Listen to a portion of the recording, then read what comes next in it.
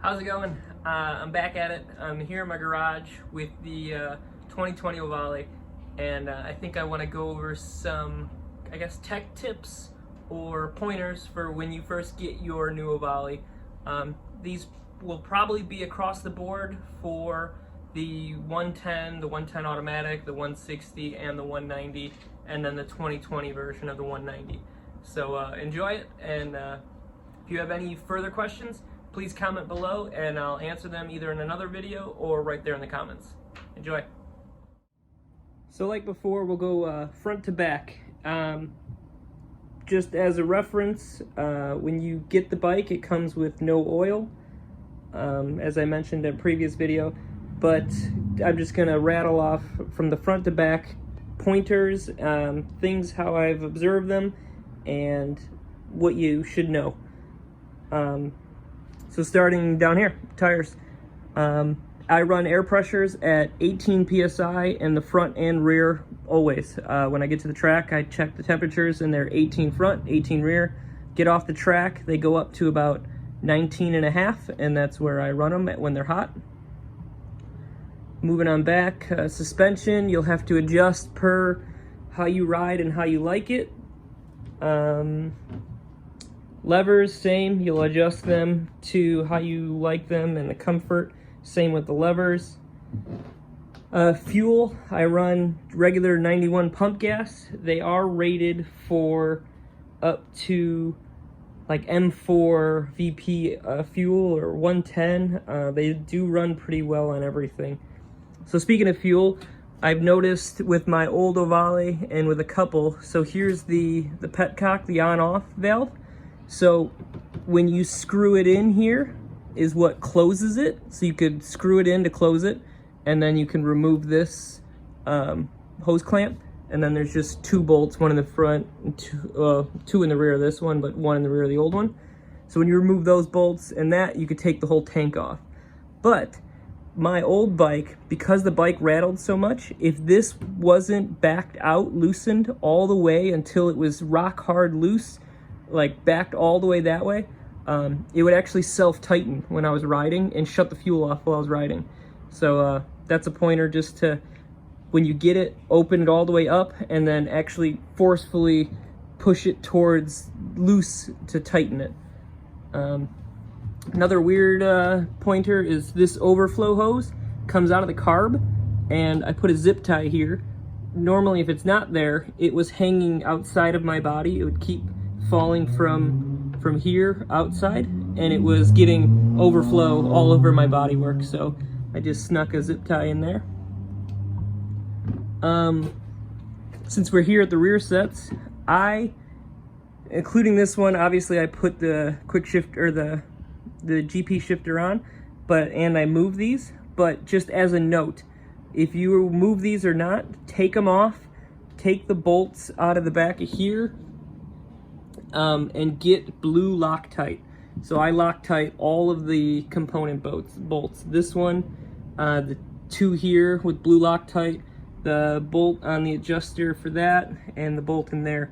These bikes do vibrate a lot, so having the bolts blue Loctited prevents it from backing out, but it does allow for the ability to remove them later. If you see here, this is a crashed foot peg. I have not crashed on the bike yet. I've only ridden it once, but these are plastic. When you're riding, they're slippery when you first get used to them. So I put a crashed one on, but you could also take like sandpaper or something and actually scuff these up, and it does make a pretty good difference as far as the feel on the grips. They are slippery when you're in the outside of a turn. Your outside foot slips off sometimes, so that's why that's a scratched up one on there. Moving on from the rear sets, here's the overflow for the oil. I'm gonna sneak here. So you see this hole right here. I don't actually know why there's a hole there. It's not a breather. This, you can see that black hose going up right here. That's the breather, and it just dumps above the suspension, or breathes above the suspension. But that hole, if you do get oil coming back out of the motor, this will fill up and eventually that it comes out of that hole. So I guess they don't want it to go up the breather because then it wouldn't breathe. But if you have that much oil in there, you have a different issue. Okay, so speaking of that much oil, the owner's manual calls for a specific amount of oil to be added, and this is, in this case, is for the 190 motors. I didn't even look at the owner's manual this time when I put this motor together, because people overfill the oil for whatever reason. The 190s have a sight gauge. You can see, well, mine's high. There's a little baby bubble up there. I don't know if you can see, it's too dark. But put your bike on the rear stand, on the front stand, and then just add the oil until you see the bubble. There should be between almost a little over halfway. The bubble should be on top. And then start it up, run it for 3-4 minutes, turn it off, check it again, and add if it's required. But the owner's manual says like 2.5 liters, and the motor will not take that much oil. So just go by this method. It works, and it has worked for me. I've ridden the bike once now, so I'm going to drain the oil right after this video. Another tip about draining the oil, you can see how the engine is laid over this way. So the drain plug is roughly in the front. So when you do drain it, I drain it while it's on the rear stand like this. But when you do drain it, I actually lift up the front tire so the bike is on an angle like that. And what it does is it gets oil that's trapped up into this corner of the motor to come out the drain plug. It just seems like it catches sediment up there.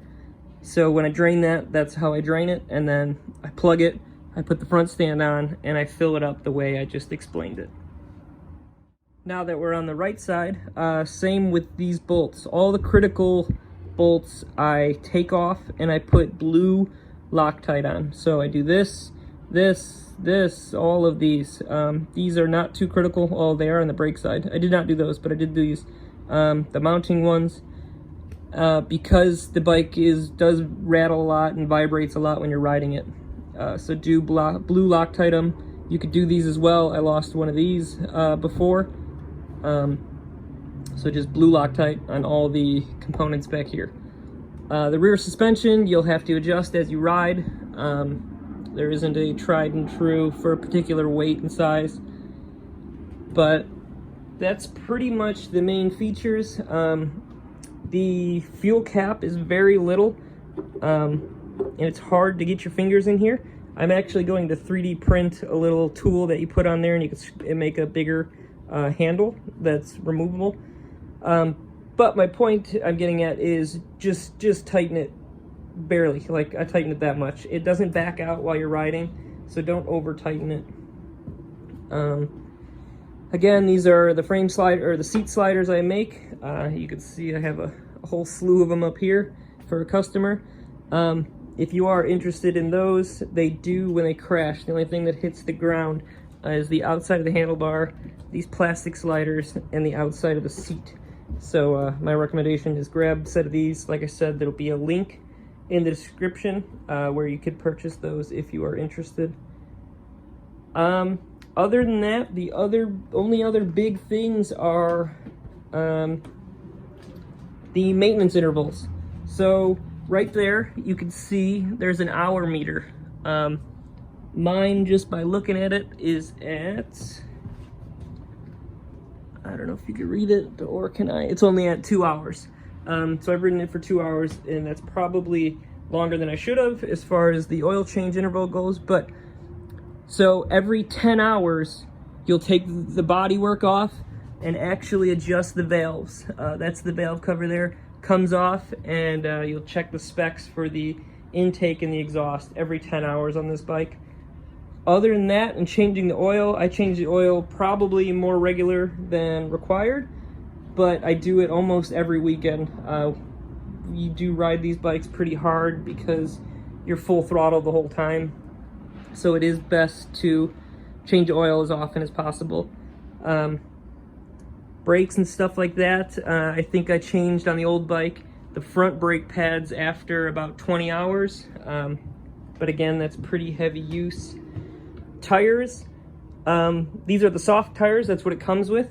I have had my soft tires for the complete 26 hours. I had my old Ohvale. I used to have them on a Honda Gram, and they last forever. Basically, an entire season can get you a fresh set of slicks in the soft compound can last. Oh, another note that I wanted to point out. I didn't even know this, and you can see because I currently still have the issue. When the motor gets shipped to you, you can see my cooling vents. Right here, there's little rubber grommets in there, and that's just for shipping. So nothing hits it and breaks the cooling fans. You have to take those out. 2 reasons. The rubber grommets hold heat in. They don't let it breathe as well. And the other thing is, after someone told me that, I started smelling the actual like acrylic rubber part of it. So I'm gonna do that now, pop those out and change the oil. I'm not sure why, but this particular bike, she's leaking oil, pouring out oil now. Well, sorry about the noise on the 3D printer here, printing some more. But this particular bike, not like my old one, I actually had to remove the header to get to the bolt. You could see where the oil's flowing out so close to the header. I had to take off, let's see if I can get in there, the 2 header bolt nuts, or the 2 header nuts, and then actually loosen this back one to make room to pull the header down just to slip out the oil bolt. Didn't have to do that on my old 190. I doubt it's a difference between the new motor and the old motor, but it could be. I think it's just how they make the exhaust, and maybe mine was tighter than the old one. But just something to look out for. You can see now my oil is empty. So I'm gonna put you back on the stand and drip, get back to it. I'm gonna lift the front up and let more oil come out the bottom.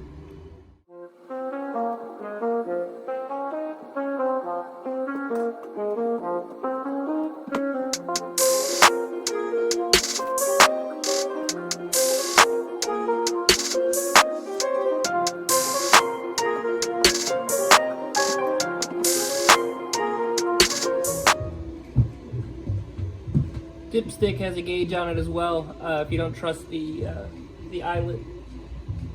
My funnel's in my van, so I can only assume that I spilled more good oil than I put in the motor.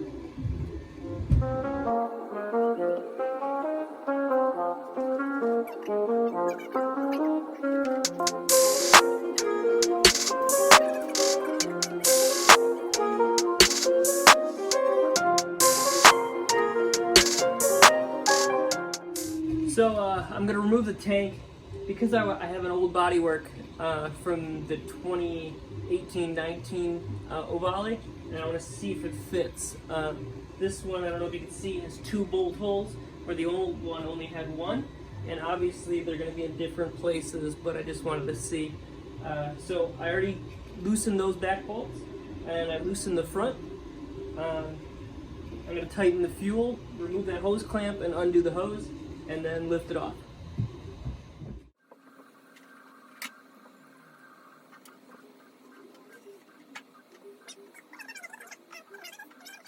Wow, it looks like the subframes are significantly different.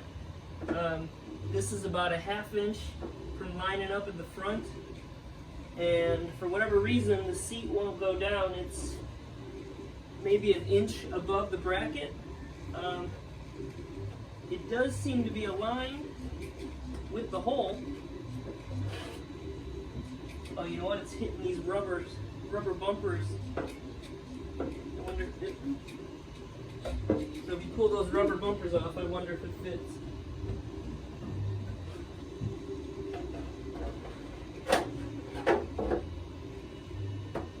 Now the front lines up, and the back one lines up perfectly.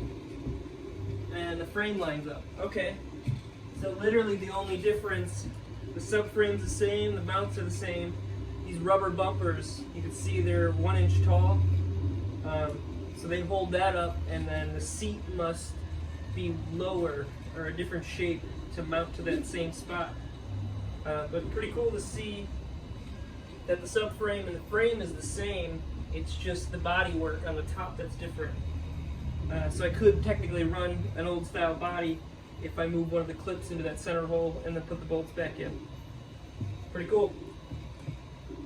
Alright, so there you go. It looks like the old body work does fit on the new Ohvale. Just when you move those rubber grommets, it bolts right into the stock locations. So I'm going to put this bike back together. You saw the oil change. I went over the tips and tricks and just kind of basic procedures with the bike.